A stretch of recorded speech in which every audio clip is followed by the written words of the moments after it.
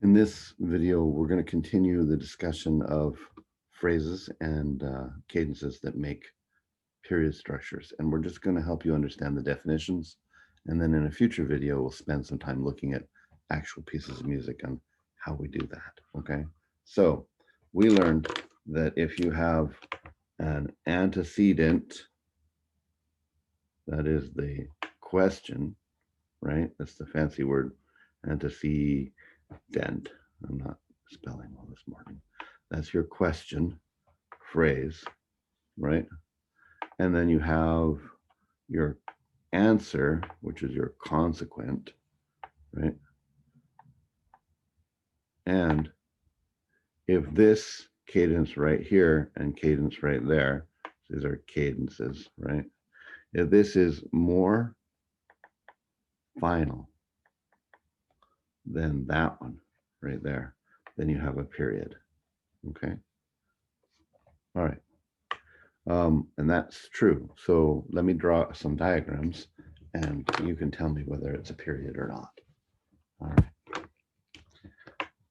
So here is a first phrase of music and another phrase of music. And here we have PAC at the end here. And here we have an IAC. Okay. So music goes along and ends with a perfect authentic cadence. And then music goes along again and ends with an imperfect authentic cadence. Is this a period? And the answer is no, it's not a period. Although it seems to have a antecedent and a consequent, or a question and an answer here, like same structure, two phrases.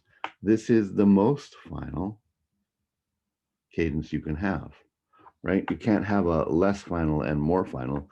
This is less final. So this is not going to be a period because, you know, the parts don't add up. Okay, let's try another one then. What if I did a phrase and I ended with an imperfect authentic cadence, and then I ended the second phrase with a perfect authentic cadence? Is that a period? And the answer is yes, because your question or antecedent section ends with a pretty final, right? This is, we'd call this pretty final. It's pretty close to being like as final as you can get, but you know, this is a more final sounding terminative ending.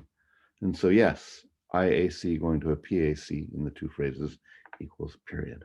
Okay, let me give you another one. Right, and this is it should be new for everybody, but you know, you notice that we're not looking at individual notes exactly now, or what key we're in exactly now. I mean, that's all important, but we're zooming out and looking at larger things. What if I have a half cadence and an IAC? Well, half cadence is very not terminative or not final. It's actually telling us we need to go on 5 chord right here. And so, yeah, this is a period structure because they're same thing for this. We saw this in the Wild Rider song that we looked at right there. Okay.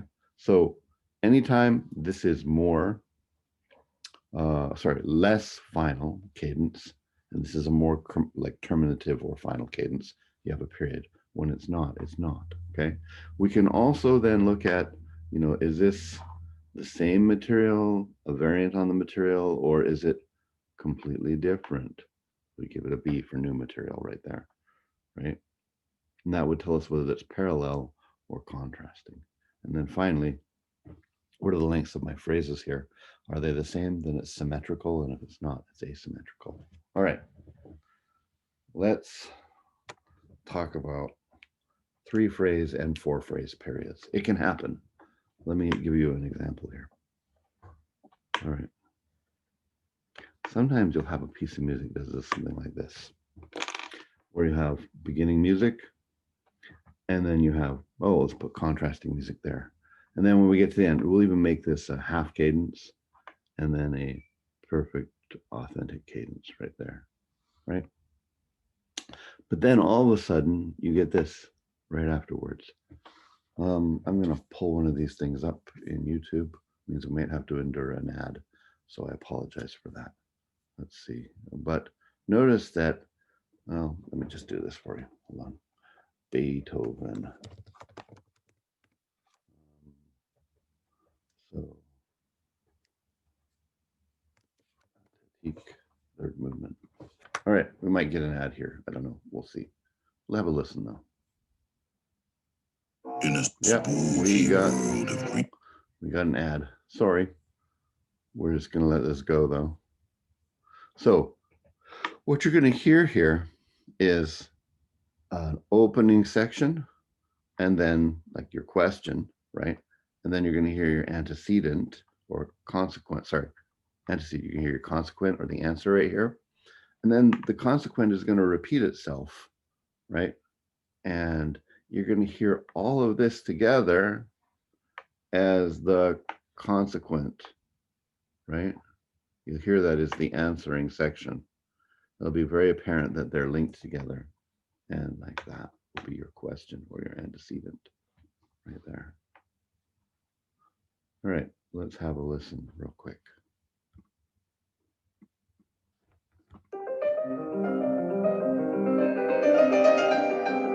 And you can hear that, but it doesn't feel finished. It's a half cadence right there. I'll play that again. Happens really quickly because it's fast music.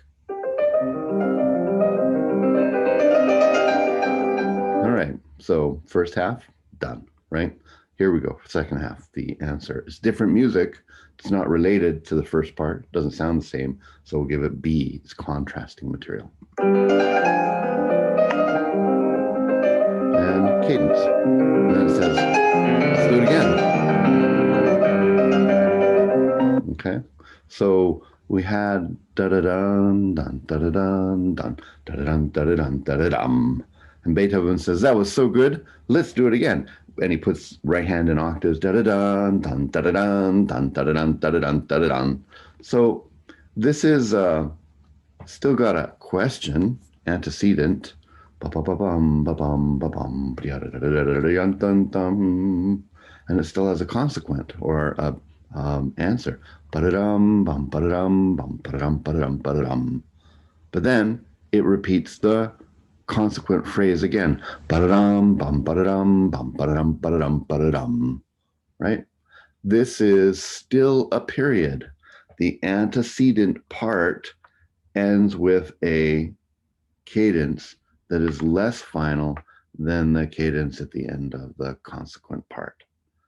So it still makes the definition of a period, but this is weird because instead of two, it's a 3-phrase period. Okay, let's analyze this. This is A material, and the consequent or the answer has B material. It's quite different.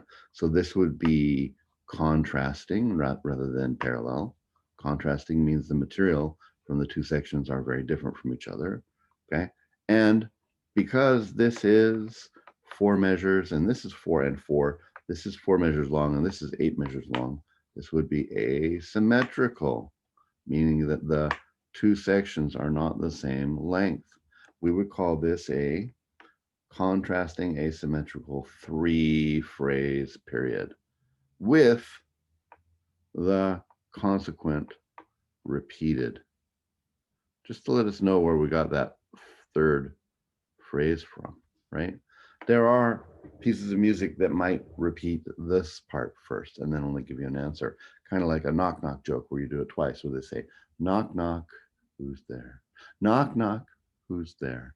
And then they answer it once there. You can also, although very rarely, find something like A, B, and C, which are completely different from each other. And somehow this still adds up to a 3-phrase period because the cadences work. But the big concept we want from here is that the question or antecedent section, here it is right now, and the consequent or the answer section, okay, they don't have to be just one phrase. They are sections that usually just have one phrase, but can have more than one phrase in them. Okay. And if that's the case, then we have to say, well, like what happened to make this be all the, like considered one section itself, the consequent. And it's clear that this is just a repeat of that. They fit into the group together and make a double length consequent. Okay. So it's not a phrase and a phrase, it's a section and a section. question section called the antecedent, consequent section called the answer section called the consequent. And we have to be aware of how that sounds so we can hear those grouped together. We look at the cadence here at the end here and at the end there. Okay. All right. So once in a while, you will get a piece of music that the antecedent, okay, this is the antecedent. I'm just going to put anti right there. It's so long that it's not just one phrases, but two phrases. And the consequent, right, is also so long that it has more than one phrase in it as well. Okay. And so this here is my antecedent section, and here's my consequent section. And we're curious about the cadence right there, right? Is it more or less final or same final as the cadence right there? The internal cadences don't matter. It's the cadence at the end of the sections, okay? When you have a piece of music that does this, where the antecedent is so big that it has two phrases and the consequent is so big that it has two phrases. So I'm going to put like an IEC right there.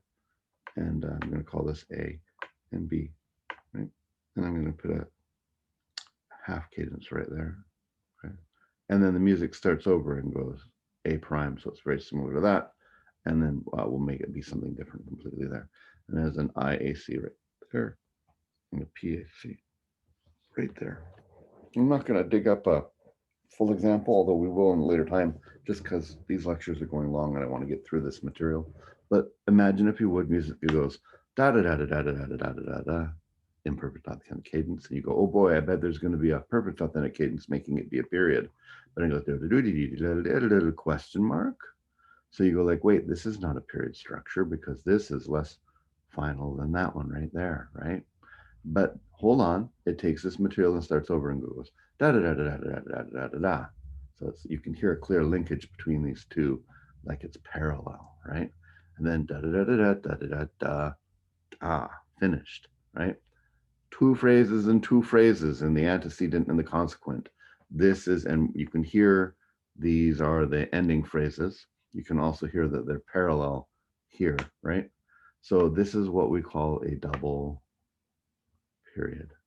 A double period is simply a period structure, antecedent with a less final cadence and a consequent with a more final cadence. But they're so big that they have two phrases inside each of them. And this internal phrase here, cadence, we don't care about. It doesn't count towards the structure. This would be a parallel, right? Because it starts the same, The stuff afterwards, not as important, but you recognize the beginnings as being very similar, okay?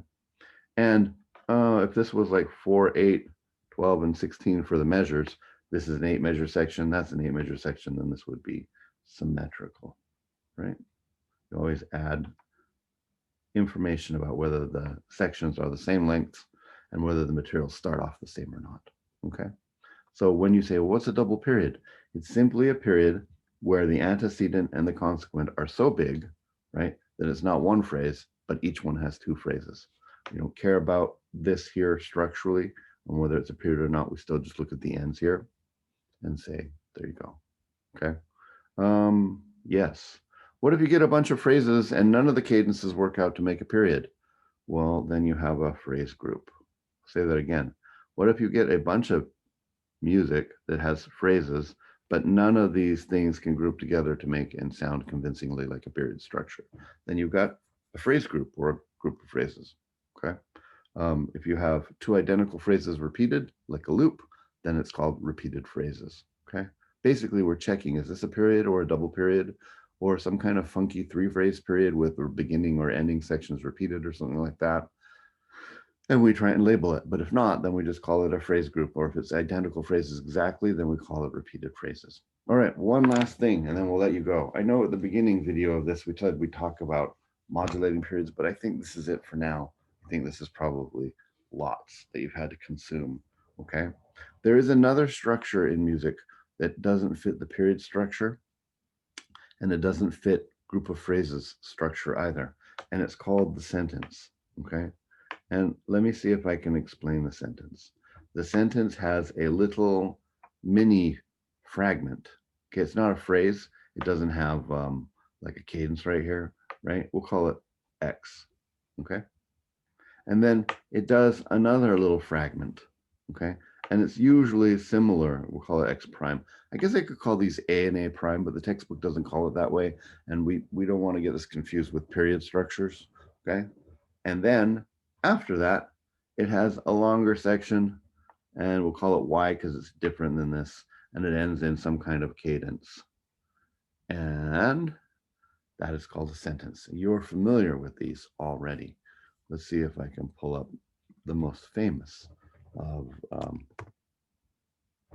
of sentences, maybe. Let's see. Here we go.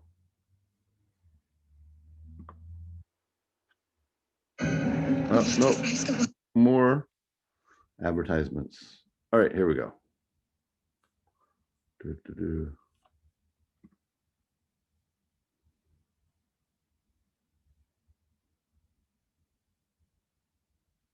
Maybe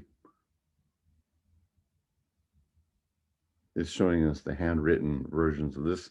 Pretty pictures in YouTube, but I think we'll have music in just a second. Here we go. All right, this is Ein Klein Nacht music by Mozart.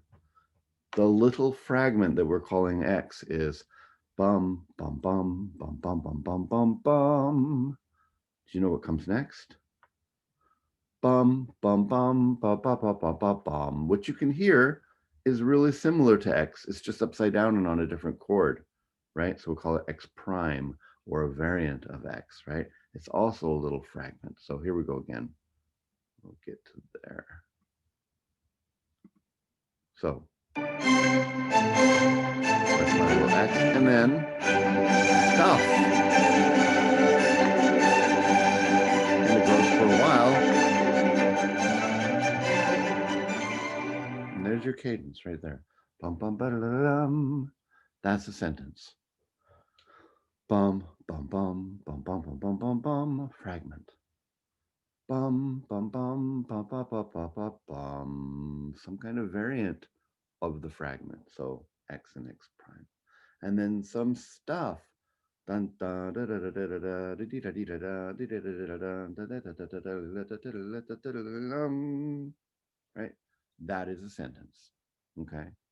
Mozart loved these things. Lots of composers did, but Mozart particularly loved to use sentences instead of phrases, or sorry, instead of period structures at the beginning of his sonatas and string quartets and things like that. And I can see why, because you like variation on things, and he can give us different kinds of forms of that. All right, that's it. That's a sentence, right? Where does your future lie? Well, you're going to be looking at pieces of music, and then you're going to be figuring out like form maps. So you'll look at some music and say, there's a phrase, and there's a phrase, and you'll look at the measure numbers, and then you'll look at the content, and then you'll be like, what kind of cadence is this? And what kind of cadence is this? Is this a period? No, it's not, because they have the same cadence, and you keep moving on and stuff like that. And it's really fun because instead of focusing in on just one chord or just one note, we're zooming back out and looking at it globally and listening to how does it sound and what structures are made like that. Okay. All right. I guess that's it for now. On Monday, when we meet together, I will have a packet for you before then that you will download, and that will give us direction for analysis and things like that. So, what do you need to do here? I think you need to go back through your chapter and through the videos that I put out and make sure that you are comfortable with what the cadences are, okay? And understand from a perfect authentic cadence, all the way back, right? To maybe it's plagal cadence and then half cadence. I'm not sure where deceptive cadence fits, that this is final sounding and this is less final, so that you can understand when we're looking for phrases and then combining them to make period structures, whether we have that or not, because that's the most important part of whether it's a period or not. And then you should go back to your textbook or this video and say, what is the question called and what is the answer section? And that's antecedent, right? And this is called consequent, right? I didn't write the rest of it out. And that this, if the material is the same or similar, we mark it with sort of like algebraic expression. This is the first material over here, so it's A.